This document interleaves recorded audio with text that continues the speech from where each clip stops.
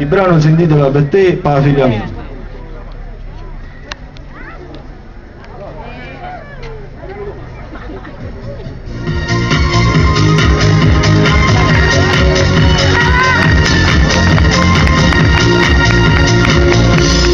Oggi scritto questa canzone, ma figlia mia che non nascerà, questa terra che scattoglie, ha cominciato a chiudere già.